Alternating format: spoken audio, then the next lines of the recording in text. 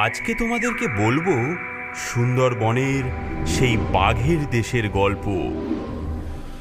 ঘন জঙ্গল, যেখানে সুন্দরী গড়ান আর হেতাল গাছের সারি এমনভাবে জড়িয়ে থাকে যে দিনের বেলাতেও সূর্যের আলো মাটিতে পৌঁছাতে ভয় পায়। গল্পটি দুটি ভাইকে নিয়ে, হাবলু আর গাবলু। ওরা বেরিয়েছিল মধু সংগ্রহ করতে, কিন্তু গাবলুর মাথায় ঘুরছিল অন্য মতলব। দাদা, আর কতক্ষণ এই নোনা জল ঘাটবো? এইসব চুনোপুটি খাড়ির ধারে কি আর ভালো মধু পাওয়া যায়? চলো ওই ঘন বনটার ভেতরে যাই। শুনেছিলাম ওখানকার পদ্ম ফুলের মধু খেলে নাকি 3 দিন ঢেকুর ওঠে। চুপ কর গাবলু, তোর কি প্রাণের ভয় ডর নেই? দেখছিস না বেলা পড়ে আসছে। এখনই বন বিবির নাম নিয়ে আমাদের ঘরে ফেরা উচিত। লোকে বলে এই হেতাল বনে নাকি ঝুমরি ডাইনি থাকে। আমার পেটে ছুঁচোয় ডন মারছে। চলো না ওই দ্বীপটায় নেমে দেখি, যদি দুটো মোটা সোটা কাঁকড়া পাই, ঝাল ঝাল করে রাঁধলে যা লাগবে না। হ্যাঁ, কাঁকড়া? তোর মাথায় এখন কাঁকড়া ঘুরছে? যদি ডাইনিটা এসে আমাদেরকেই কাঁকড়ার মতন করে চিবিয়ে খায়, ওরে বাবা রে। দ্বীপে নামতেই দুজনের চোখ চড়ক গাছ। গোটা দ্বীপটা ফাঁকা, শুধু মাঝখানে একটা ছোট্ট মাটির কুঁড়ে ঘর, কিন্তু তার চালটা খড় বা পাতার নয়, মনে হচ্ছে যেন হাজার হাজার মাছের কাঁটা দিয়ে বোনা।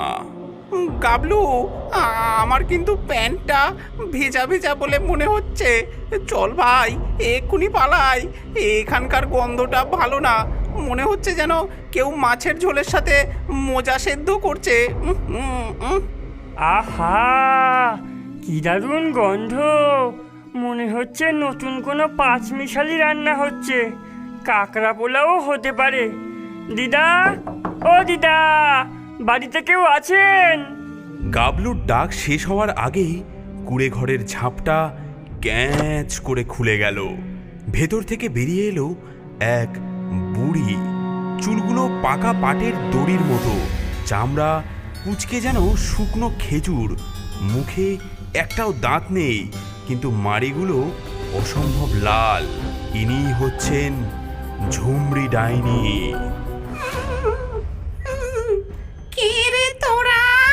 আমার হুকুম ছাড়া আমার খাস দ্বীপে পা রেখেছিস যে বড়? হ্যাঁ, মাসুল এবার দিতে হবে তো। আমরা মধু খুঁজছিলাম দিদা।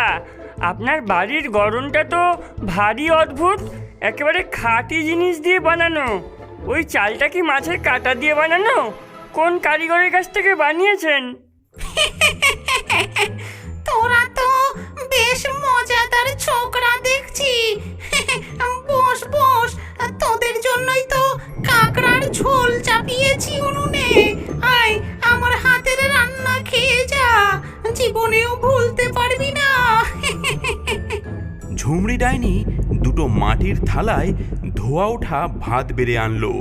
হাবলু ভয়ে ভয়ে বসলেও গাবলু জিভ চাটতে চাটতে বসে পড়ল। ডাইনি যেই না হাঁড়ি থেকে ঝোলটা ঢাললো, হাবলুর চোখ কপালে উঠল। গাবলুর জিভ মুখের ভেতরেই সেধিয়ে গেল। হ্যাঁ, এ কি? এ তো কাঁকড়া নয়। এগুলো কি? কেমন কিলবিল কিলবিল করছে? দিদা, আপনার কাঁকড়াদের পাখা গজিয়েছে নাকি? এগুলো তো উড়ছে।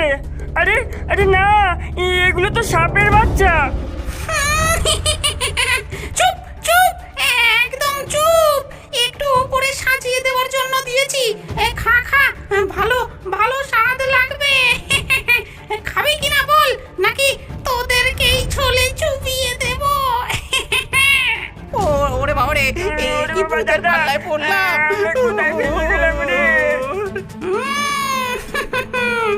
তবে তোদেরকে ছাড়তে পারি একটা শর্তে। হ্যাঁ, কি শর্ত? আমার একটা বিশেষ রান্নার প্রণালী আছে, বাঘবাহারি খিচুড়ি।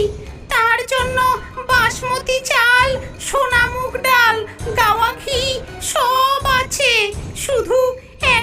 জিনিসই নেই। সুন্দরবনের সবচেয়ে বড় বাঘটার বাঁ দিকের সবচেয়ে লম্বা গোঁফটা, হ্যাঁ গোঁফ, যদি কাল সকালের মধ্যে এনে দিতে পারিস তবে তোদের এই এক হাঁড়ি মোহর দেব। মোহর? এ আর এমন কি কঠিন কাজ? আমি এক্ষুনি এনে দিচ্ছি দিদা, আপনি শুধু খিচুড়ির চালটা ধুয়ে রাখুন। হ্যাঁ, তুই কি পাগল হলি? জ্যান্ত বাঘের গোপ, বাঘ কি আর তোর আমার মতো দাড়ি কামানোর সাবান লাগিয়ে বসে থাকবে নাকি যে তুই আরামসে গোপ কেটে আনবি? হ্যাঁ, কিন্তু ততক্ষণে অনেক দেরি হয়ে গেছে। লোভী গাবলু তখন মোহরের স্বপ্নে বিভোর। দুই ভাই ডাইনির কাছ থেকে বিদায় নিয়ে গভীর জঙ্গলের দিকে রওনা দিল। ওরে ওরে, কি কি ঝামেলায় পড়লাম। দাদা, এত ভয় পাচ্ছিস কেন? ভাব একবার, এক হাড়ি মোহর পেলে আমরা কি কি করব। প্রথমে একটা বড় মিষ্টির দোকান খুলবো, তারপর রোজ 1 কেজি করে রসগোল্লাও খাবো। হালু, ওরে ওরে, ওটা কি?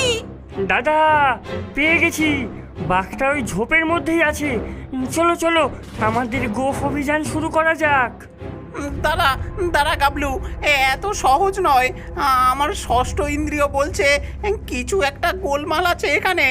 বাঘ থাকলে তো হরিণ শেয়াল সবাই দৌড় লাগাতো, এখানে তো একটা টিকটিকিও নড়ছে না। ওরা পা টিপে টিপে ঝোপটার দিকে এগোতে লাগলো। আবার একটা ডাক শোনা গেল, কিন্তু এবার ডাকটা কেমন যেন একটু ফ্যাঁস ফ্যাঁসে শোনালো, যেন কারো ঠান্ডা লেগেছে আর সে খুব কষ্ট করে গলা মোটা করে বাঘের নকল করছে। হালু, ঝোপের আড়ালে ওরা দেখল একটা রোগা তালপাতার সেপাইয়ের মতো ভূত উবু হয়ে বসে দুই হাতে চোঙা বানিয়ে বাঘের ডাক প্র্যাকটিস করছে। সে এতটাই মগ্ন ছিল যে ওদের দেখতেই পায়নি। দেখ, গলাটা একদম বসে গেছে। হালুম, না হচ্ছে না, ডাইনিমা শুনলে আজকেও বকবে। এ কি, আপনি কে মশাই? এখানে বসে বাঘের মতো এমন বেসুরো গান গাইছেন কেন? দূর, তোরা দেখে ফেললি, আমি ফটিক, মানে ফটিক বেগো। আরে বাবা, তালিম না করলে কি আর কাজে ধার থাকে? আমি হলাম এখানকার ভয় দেখানোর কারিগর। বেগো ভূত, মানে আপনাকে বাঘে, কিন্তু আপনি এখানে কি করছেন? আর বলো না ভাই, ওই ঝুমুর ডাইনিটা ধরেছে, বলেছে যদি 2টো করে জ্যান্ত মানুষকে ভুলিয়ে ভালিয়ে ওর কুড়ে ঘরের দিকে নিয়ে যেতে পারি, তাহলে নাকি আমার এই ভাঙা রেডিওর মতো গলাটা সারিয়ে দেবে। তাই তো এখানে বসে বাঘের ডাক অভ্যাস করছিলাম, কিন্তু হচ্ছেই না। তোমরাই বলো, এই গলায় কি ভয় পাওয়ানো যায়? আপনার দ্বারা হবে না, আপনি বরং কাশির সিরাপ খান। আসল বাঘ কোথায় পাবো বলতে পারবেন? আমাদের খুব দরকার।